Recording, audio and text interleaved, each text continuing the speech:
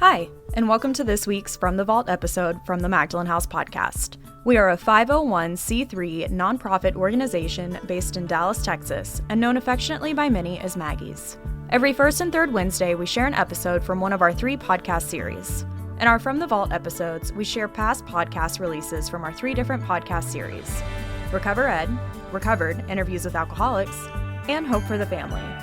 Our podcasts aim to connect, inspire, and educate alcoholics, loved ones, and the community to the Magdalen House and the services we offer. We are so glad you're here. Thanks for listening. Today, we're going to have Chloe wrap up the series studying the steps with us on step 12. If you have not heard Chloe yet, you are in for a treat. So take it away, Chloe, on step 12. Thanks, Stephanie. I'm an alcoholic. My name is Chloe.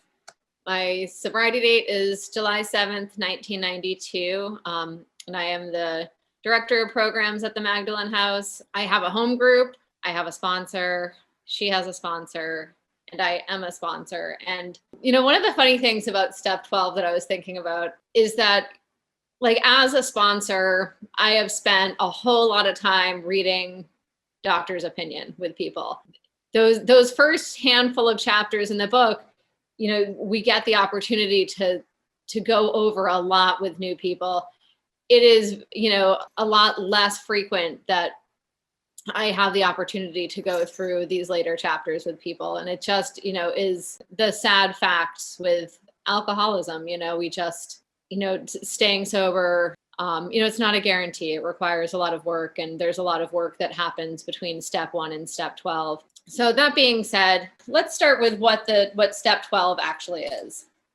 I always like to start with that because a lot of times people, you may not know. So in how it works, starting on 59, it goes through what our steps actually are. Step 12 is actually on the flip page on page 60. And so our 12th step is having had a spiritual awakening as the result of these steps.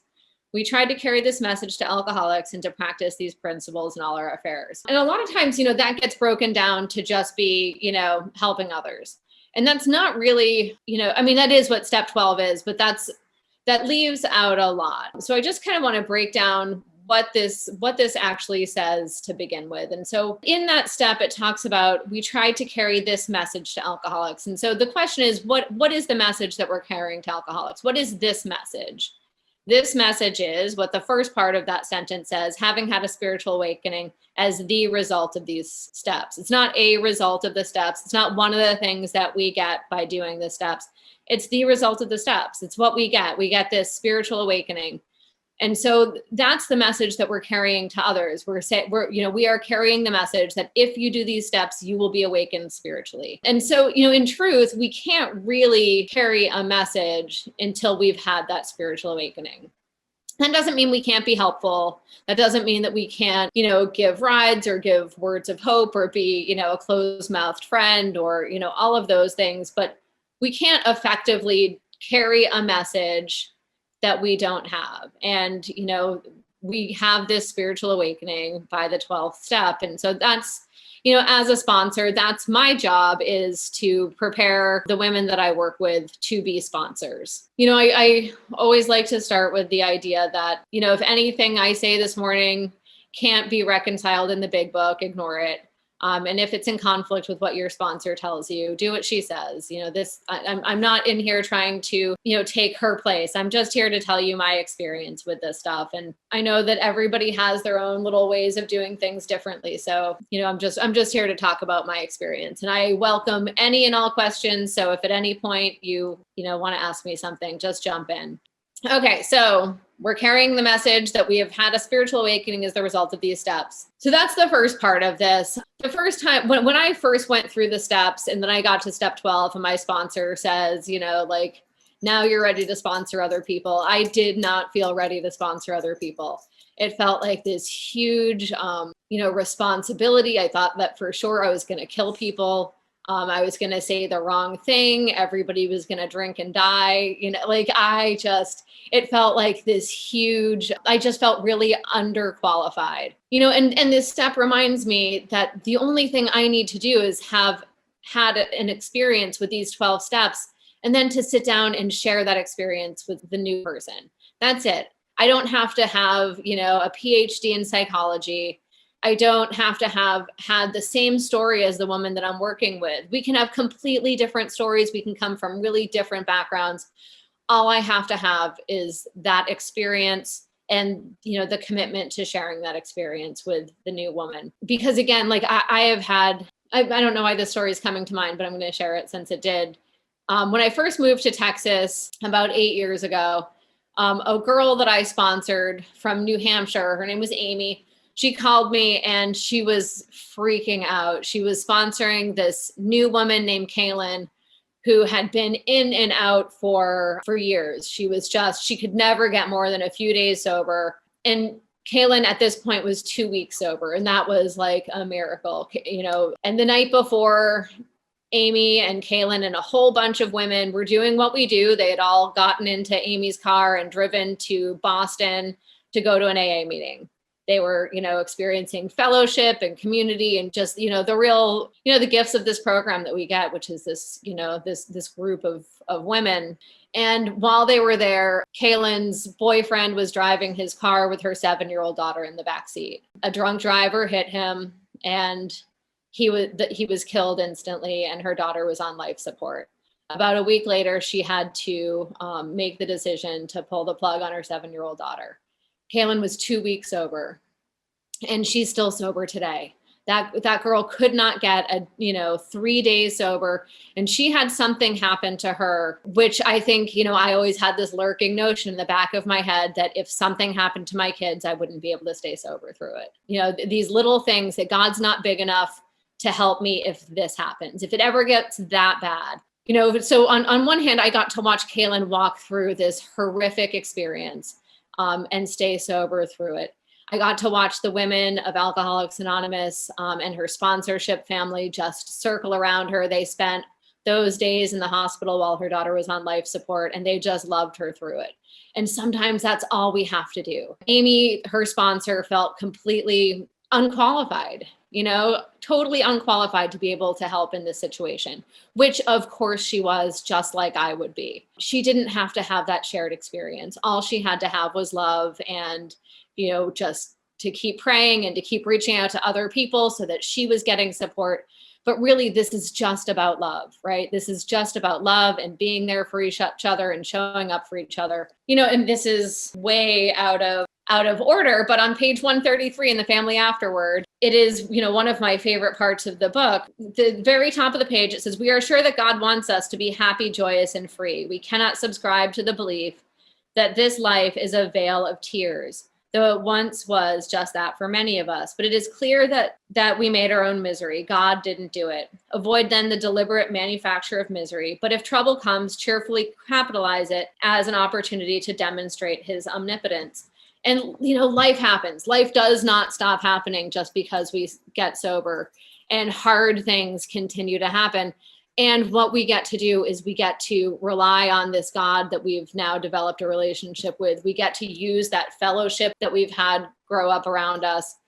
And, when we get to the other side of it, we get to see all of the evidence of God in that hard time.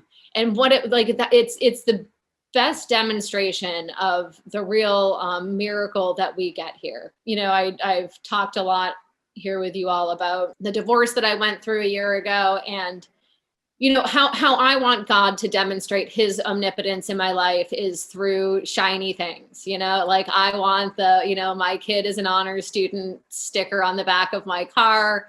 I want the house on the hill. I want the tiara. I want to be carried everywhere I go. I want, you to be able to say, wow, God loves her so much that she has this blessed life, like nothing bad happens to her. And that's how God demonstrates his love. And that's not true. Life is life. And there's the normal, the book talks about the vicissitudes, the normal ups and downs of life, and stuff happens. And there is no better demonstration of God's omnipotence than everything falling apart and being able to survive it, being able to walk through it, which is the second part of that step, which is practicing these principles in all our affairs, even when things are hard, even when the other person is more to blame, even when we don't want to get out of bed, we are practicing these principles in all our affairs, and God is demonstrating through us just what he can do. And, I know that as I was going through this, really painful time in my life, people said to me what I have said to other people, which is, you're going to be able to use this to help others. And my response was, F that. I don't care about other people that much. I would rather just be happy. Knowing all along that, of course, I would get to the other side of that. But in the moment, it doesn't feel worth it. In the moment, I just want to be okay all the time. I just want to feel God's bounty and his love and his sunshine. And, it's like in those moments, I want the God of karma. I'm doing all of this good stuff. I'm, helping others. I pay my taxes. I mostly stick by the speed limit unless I'm really late, and then I don't. But, and so what I want is that God of karma that then only gives me good things. And that's just not how it works. This is life. When I'm in the middle of it, I don't get to see what it's going to look like on the other side. And so that's where this faith comes in, because the truth is, where I sit today, a year later, I am so grateful for all of those things that were torn out of my life, even though they were just, the worst thing ever at the time. The life that I have today is so much better than it was a year and a half ago. And I couldn't have known that. I couldn't have expected that. We practice these principles in all our affairs, even when we don't want to. So those are really the two parts of step 12. We have working with others, which, is all about carrying the message. And, I sort of feel like I'll probably just mostly tell stories this morning, because we have these 3 chapters, between the family afterwards, vision for you, and working with others, which there's so much stuff in that. And I'm happy to pull things out of it. But, we're talking about carrying this message, after having done the first 11 steps.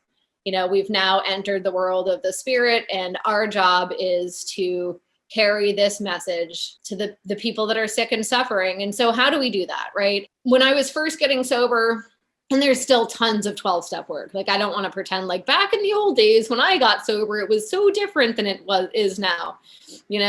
I lived in a cardboard box in the middle of the road.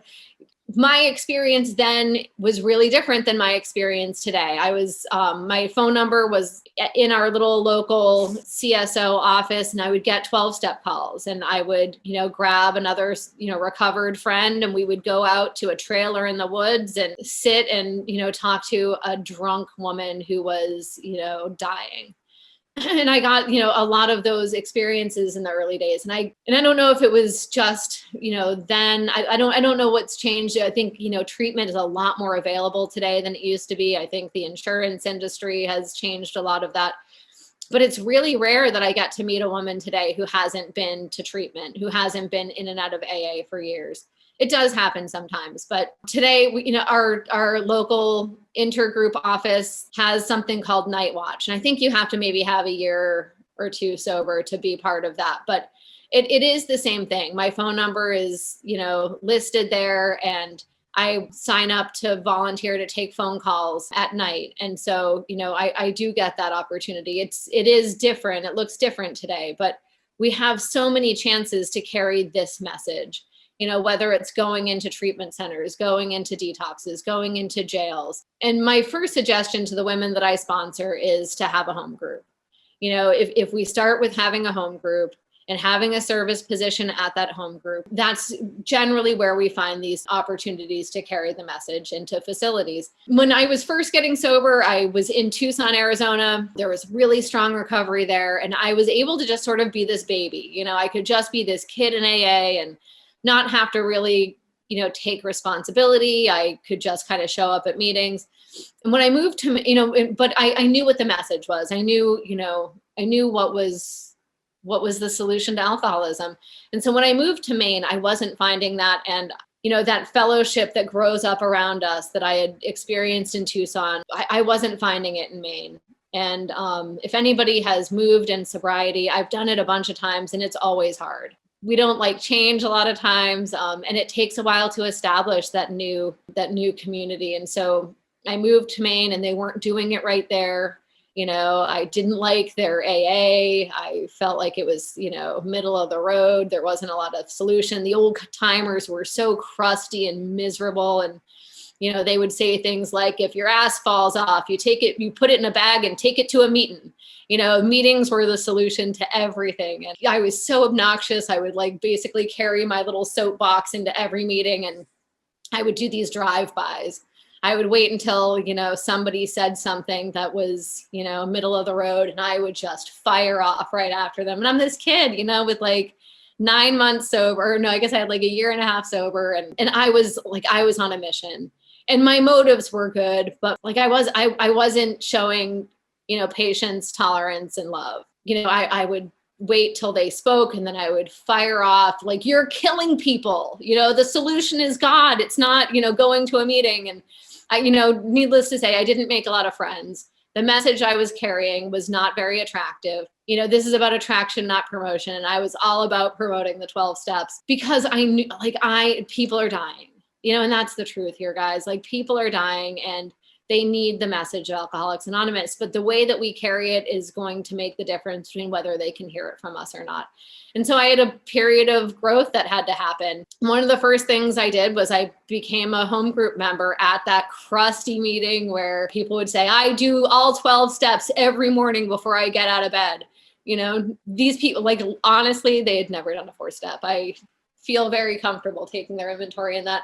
But the truth was, they had 20 plus years sober and they were doing something right. I didn't want what they had, but, it wasn't my place to be in there judging people for what was different than what I was doing.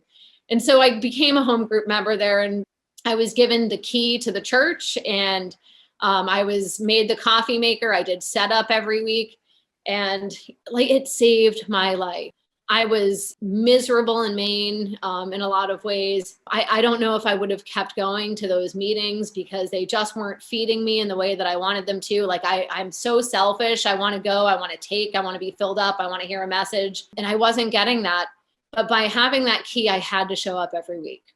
I had to be the first one there. I had to unlock that door. I had to make the coffee, and I had to start getting to know people's names, even when I didn't want to. And I'd be, sort of unbeknownst to me, that's what pulled me into AA in Maine.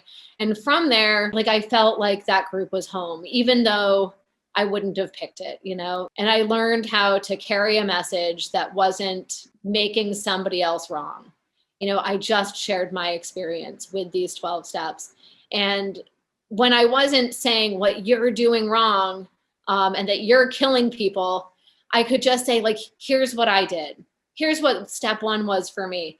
And I ended up, getting a lot of sponsees that way. And that was my first experience sponsoring. I was a year and a half sober, and I was finally growing up in AA and taking some responsibility. And I was terrified. I was terrified to sponsor. Again, like I said in the beginning, I was sure that I was going to kill people. So much of being a sponsor is being sponsored, and having that relationship with my sponsor, who I could keep going back to saying, now what do I do? I will say there is nothing like being a sponsor to keep you moving through your own recovery. It's I had to, get super busy in my amends, because all of my amends were back in Maine, or most of them. And I hadn't had a chance to make them because I was living out on the West Coast. And so I got busy in amends because I knew I couldn't tell people to do things that I wasn't doing myself. I was told that my 5th step wasn't complete until I listened to somebody else's 5th step, and so one of the girls from those early days, is now 26 years sober. And that's what we get here. I mean, I'm sort of all over the place, but, I think that, I think back to those days with Karen Ann, and talk about being out of my league. She was suicidal. She was so depressed. That was outside of the scope of what I had to offer. I mean, I definitely suffered from depression. I understood that, but I don't need to be a psychotherapist. I don't need to be a psychologist. I don't need to have any degrees in anything. I just keep bringing it back to the 12 steps. And I can say that, I don't know how to help you with that. That's an outside issue. What I can help you with is getting through this 4th step, or, whatever it is. I really have to make sure that I'm not stepping into areas that I have no business in, and I do have a lot of experience with different things that, they're really outside issues, and I'm not going to go into them, but talk to your sponsor once you start sponsoring about sponsoring people on medications. And, that's something I had to learn about. And, I love how the big book goes through all of these very specific ways to carry this message. Don't be a nursemaid to other people's sprees. like it goes through this whole thing of like, we may have to fight a man, they may burn a mattress, and there are some crazy things that happen when we're working with newcomers. And we have to like go through all of those hard times for the, occasion when we get to watch somebody stay sober and get recovered and get their kids back, and watch their families, return, and watch, their careers happen, and, watch their lives unfold. And, it is an absolute miracle. Honestly, that's where I learned about God, was from watching people that were hopeless, watching people who had no power to do better in their lives, and getting to see this transformation happen. And I knew that it was bigger than them. I had we have our own experiences, but watching it happen for somebody else is completely different. Getting to watch that light come on, watch God enter their lives, and watch the 12 steps create this complete psychic change. There was no denying it for me. And, it really is like that's where I see God's love and God's power, is through his kids. And, Polly talks about, we don't shoot our wounded here. And that's, being a sponsor is where I learned how to be a grown-up. I learned how to have compassion for people who kept burning their lives to the ground. And, my mom is an active alcoholic and drug addict. And, I could have more love and empathy and patience for the women that I was sponsoring than for my own mother. I could say, oh, they're powerless, it's the best they can do, they're just doing what alcoholics do. And with my mom, I would have this completely different view where I would think she could do better if she wanted to. She obviously just doesn't love me, because if she really loved me, she'd stop drinking. I was like, this was like yesterday. I mean, not really, but I can still go there. I can still let my emotions create delusion for me. And so sponsoring has taught me, these principles of, of integrity, of honesty, of willingness, being where I say that I'm going to be, doing what I say I'm going to do. Being a sponsor taught me about being that closed mouth friend. I was the worst gossip ever. I couldn't keep a confidence. It's like you would tell me something and I'd be immediately telling other people. I was just untrustworthy. Being a sponsor, I knew that keeping your story safe, that my life depended on it and that your life might depend on it. You had to trust me. And I could not, my husband at the time, a lot of times we would end up sponsoring husband and wives. And there were times that the girl that I was sponsoring gave me really important information that would really help my ex-husband with his guy. Like he could really use that information. My life depended on not giving it.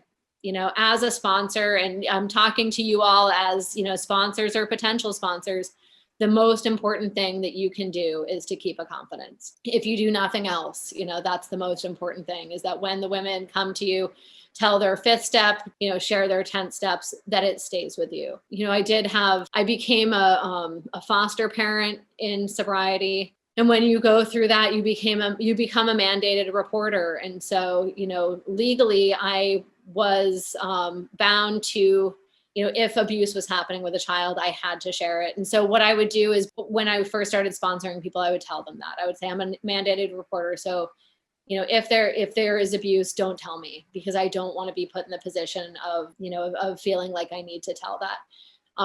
And so, again, talk to your sponsor about all of these things. We're dealing with alcoholics, we're dealing with humans, and it's messy, and, there's always new situations, and, we can't ever be fully prepared for it. So having that sponsor ourselves becomes vitally important, especially when women get to their 9th step and they're considering amends, and, those are really hard. And, I've used my sponsor more in sponsorship with others than just about anything else. Do you guys have any questions about anything that I've said or unrelated? I have a question. So I know that your experience is like one of the first women that you ever took through the steps and that you ever sponsored is still sober today. Mm-hmm. What would you tell the women who don't have that experience, who feels like everyone they sponsor ends up drinking again? So she was, probably my 15th sponsee, all 14 before her drank, and probably all 14 after her drank. Some women stayed sober and just stopped going to AA. Like that, the results of it are not we can't get hung up on that. My only job is to, hand you this kit of spiritual tools that's been handed to me. And if people don't stay sober, that's okay. We stay available. I generally, don't stop working with people because they relapse. If they want to keep going through the steps, and keep trying at it, I am here. I don't ever take it personally. I had somebody relapse this last weekend who I've, sponsored for several years now. And it's really sad. And, she was drunk and crying and saying, "Are you going to fire me?" And I said, "Absolutely not. You didn't do this to me. You did what we do." And, it happens. And as a sponsor, I think we always do, get reflective and say, is there something I could have done more? Should I have seen this coming? Should I have said something? But the truth is, this is about their relationship with God. And before I answer the phone, I always say a quick prayer. Before I sit down with a sponsee, I say a prayer. And I just, see myself, I try to see myself as just channeling God and doing the best I can. I mean, it's not my job to get people sober. It's just my job to share my experience with the 12 steps, but that being said, when the phone rings, do I answer it? Or do I let it go to voicemail? Do I make appointments with my sponsees and, keep them moving through the 12 steps? Or am I selfish with my time? I was talking a minute ago about, how I've learned how to be a grown-up through sponsorship. And it's true. I've had sponsees that would cancel over and over and over again. And having to have those, I am such an avoider. I hate uncomfortable conversations. I hate confrontation. I just want you to think that I'm the best all the time. And, having to say to somebody, listen, my time is important, and you've canceled the past 3 times last minute or just not shown up. And, I could be giving that time to somebody else.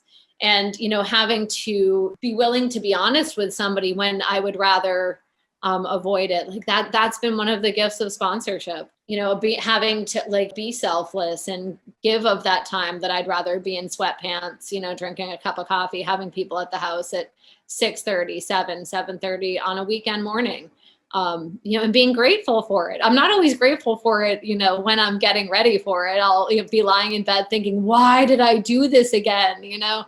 And as soon as, they are sitting in my living room and we're having a cup of coffee and we're talking about, the solution to alcoholism, there's no place I'd rather be. I feel so privileged to get invited to be part of people's recovery because, we get to see things that most people don't get to see. We get to be part of, miracles that most people don't get to be part of. And, again, all I have to do is show up, really. This is probably, well, I'm not going to preface this, but one of my favorite things that we talk about is, we can't transmit something we don't have, but we will transmit what we do have.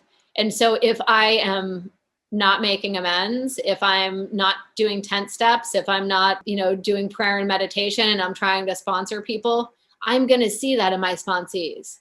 I'm not going to be getting nightly sent to me. I've watched it because, my sobriety, my recovery has ebbed and flowed over the years.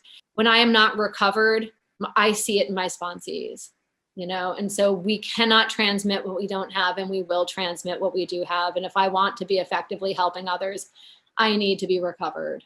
And this is one of the things I was thinking about this morning. When I was a sponsor in the early days, that girl, Karen Ann, actually, I didn't have kids and she had this little, 2.5, 3-year-old daughter named Mia. And I didn't know what it was like to be a mom. And I didn't have a lot of compassion or empathy for the situation she was in. And I would say things like, well, you found a way to get to the bar, didn't you? You need to, you need to make your recovery your priority. And I don't disagree with that. That's not wrong, but I didn't understand just how hard it was for her to arrange things and to manage things with, as a single mom with this baby, and she was broke like we are when we get sober. And I just, I didn't have the compassion that I would later have once I had kids. And I was like, this is really hard. I don't even know how to take a shower and feed myself. And I just didn't get it at the time. And, she would bring little Mia to, we were part of the same home group. It was on Wednesday nights, and she would bring Mia down the stairs and bring a sleeping bag, and she'd put Mia to sleep on the floor in the meeting. And after the meeting, one of the different guys in the home group would carry her in her sleeping bag up to Karen Ann's car and put her in the back seat. And, it ended up being this beautiful thing, but I just didn't get it at the time. And so once I became a mom, I was a much better sponsor to other moms. My sponsor at the time, Polly, would say, like, we don't get sober to then just abandon our families. And that's been true for me. Like, it has to become a balance. You hear around here about kitchen AA, and like, what does our recovery look like at home? Am I just like selfishly going to like 3 meetings a day because I need to be fed, and answering the phone 24 hours a day and, neglecting my kids? Or am I finding a balance? And so, one of the things I did when my kids were born, I still had my home group. I still did make it to meetings, but it was way less. AA had been my whole life. And suddenly I have these little people, and I have a sponsee who had 4 little kids. They were just like, 2 years apart. And she would say, God has called me to clothe his naked and feed his hungry. And they just happen to live in my house, and so we find ways of still being of service. And what I would do is on Monday nights, my door was open, and I would make a big pot of spaghetti, and, the girls would pile into my house, and we would eat together, and I'd feed my kids, and I would set them up around the house to write inventory or, their 8-step cards or whatever they were working on, while I went and put my kids in the tub and put them to bed. And then I'd come down and meet with women one after the other in the office. And, at the time, it was like a little bit selfishly motivated because it was just easier for me. It was easier than running all over town, trying to meet up with people at this coffee shop, at that coffee shop with 2 little kids in tow, or trying to find babysitters. And so what worked for me and my family was to open my doors, make spaghetti, and have people over. And later, years later, what I found, 2 of those young women, they were probably 20 years old at the time. Several years went by and they had kids of their own. And I had moved away at this point. And each of them called me and said, now I have kids, and I open my mouth and I hear your voice come out. And what I didn't realize was you were teaching me how to be a sober mom by, having me into your house, sitting at your table with you and your kids, watching you put those babies to sleep. You were showing me how to be a present and sober mom. And like, what a gift, it's like, I just thought that I was trying to make it easy, and what it did was it, became this, I guess, experience that these women got to take forward with them. And, I watched both of those 2 young, girls, now, have families of their own, and they're still, in recovery, and they sponsor women. And, I like to think that they're passing that along. And it's just like, it really is just the best gig on earth we get here. I think especially in COVID, like, I'm watching people that aren't in recovery just so isolated and so alone. And, we still have this giant, vibrant community, this fellowship, this opportunity to still be helpful to people. It just looks a little different than what we're used to. I was a couple of years sober, and I got this opportunity to go move to Istanbul, Turkey.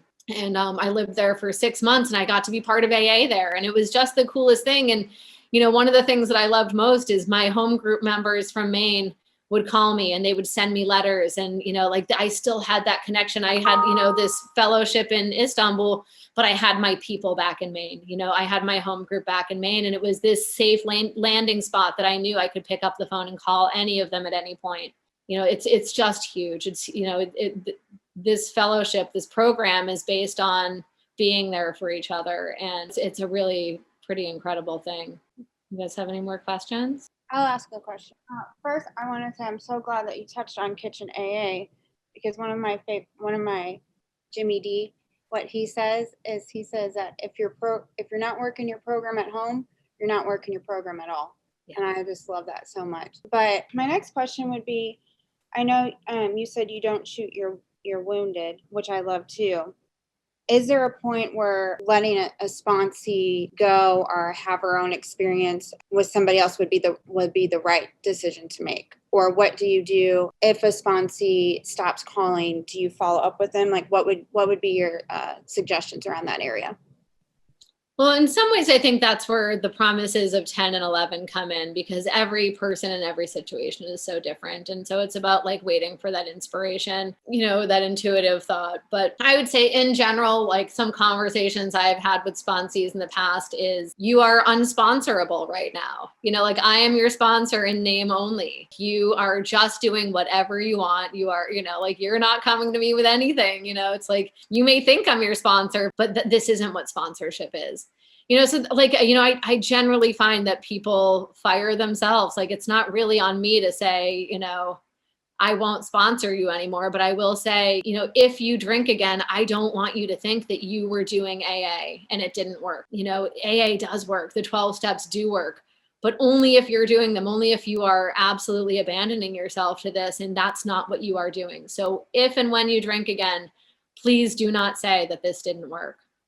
So those are more the conversations I'll have rather than I won't sponsor you. I may say like, you seem resistant to take my suggestions. Maybe there's somebody that you can hear better than me, but it's like, I think that the motivation behind it is what's important. It's like, if it's coming from a prideful place where I feel like they're wasting my time or they're just not doing what I think they should do, that's totally different. But if from that place of love, I feel like that there's somebody else that could help them better, that's the conversation I'll have is like, you seem, because, like we're messy people, it's like I've had people basically make me their mom. And I don't know about you guys, but I have a complicated relationship with my mom. And, once somebody can't hear me, and I will say like, if I'm not on your fourth step, you're not being honest. It's like, I belong on your fourth step.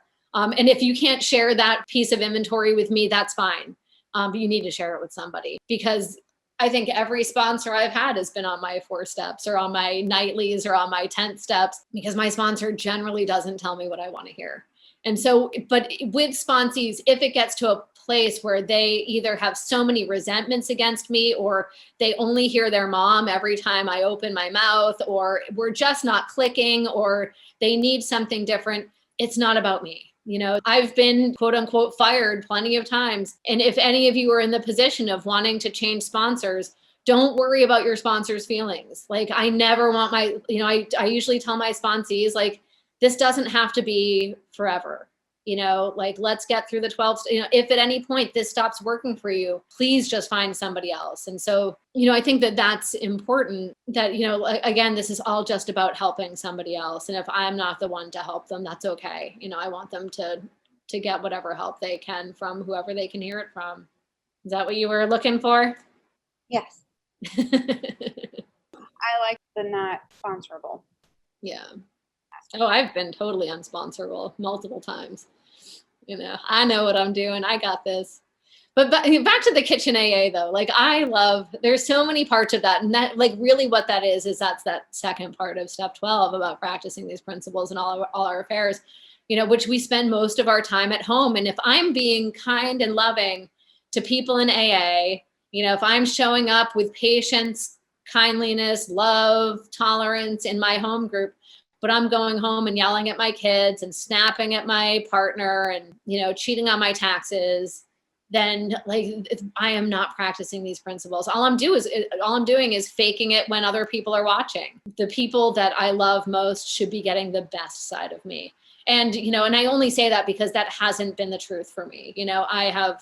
I remember my daughter, Quincy, was a giant handful. She was a really, really hard kid. My mom would say she was just like I was at that age, just so challenging. And I would lose my mind on her. I never laid a hand on her. I was always against spanking and that stuff. But I can do damage with my words, or with the tone of voice I use, or with being unpredictable. One day being patient. The next day, the smallest thing setting me off. And for a little kid, that's horrible. And I remember, apologizing to her for raising my voice or whatever I had done. And she said, I think she was probably like 4 or 5 years old. And she said, "Mom, you always say you're sorry. Why don't you stop doing it?" That was like a knife to my heart. I was sober years at that point, and I knew it was true. Saying I'm sorry that's not the solution. Changing my actions is the solution. If I'm hurting the people that I love the most, then there's something wrong with my spiritual condition. Another thing, sort of back to what I was talking about a little bit ago about balance and about, being there for my family. Date night was a really important thing for me. It's like back then we would make Tuesday nights date night, and my sponsees knew, like, don't call me on Tuesday nights unless you're dying. But, they had lots of other phone calls. Tuesday night was the night that I dedicated to my relationship and being present there. And, and if I was reading a book to my kids, I read the book to my kids, it was important, and it still is important, that my family has me too. That there is a balance, and there's a way to do both well. And I don't always get it right, but it's important to me that my family get the best side of me, and my sponsees also get the best side of me. And, being able to be present for whoever I'm with at that moment is really important. Does anybody have any questions? I have a question, Chloe. Sure. Hi, Susan, alcoholic. Back when you were talking about carrying the message and starting with your homebrew group and stuff, do you have any advice or suggestions for the time we're in right now? I have a home group, but anything that can be done in the form of service is already being done. And there's everything's on Zoom. There's nobody in the building. There's nothing to do. And I've been looking outside of my home group to do things. So do you have any suggestions or something about that? Well, I think we're in weird times right now, right? It's, sort of unprecedented. And, I think some of the things that I've found to be really helpful is to make sure that I have people's phone numbers, and I call them and I check on them. I don't go and just talk about myself. And I try to remember, I try to be mindful. Like you were talking in the meeting last week about that, this really hard thing that was going to happen this week. How'd that go? And so sometimes it's just about, I may not be able to make the coffee at my home group, but I can pick up the phone and check on people. We can still sponsor over Zoom if people can't meet with us in person. We can share meetings on Zoom. Like there's, and if your home group, if all positions are filled, just keep making yourself available. Put your name and your phone number in the chat for sponsorship if you're able to sponsor. And if you're not, you can put your name and your phone number in the chat. Just, if anybody needs support or needs a, friend, we can just kind of be stewards of God's love and just kind of, showing up for people, because, I don't know about you, but I'm really good at just getting trapped in my own busy little life and forgetting to think about other people as my day gets going. And I think, that's sometimes the best stuff we can do is just, take those 5 minutes, at lunch and, go through our list of people and just shoot a couple of texts. Hey, thinking about you. I know this was the anniversary of your dad's death, just being mindful, being loving, and just reaching out to the people around us. I think that we may not, it looks different right now, but, at the end of the day, it's just about human contact and, and offering love. Thank you. Of course. We're almost out of time. Does anybody have any questions before we wrap up? I never think I'll be able to use a whole hour. I just don't know how it happens. There's a lot of good stuff that was said on, Chloe. Thank you very much. Of course. Well, step 12 is a fun one.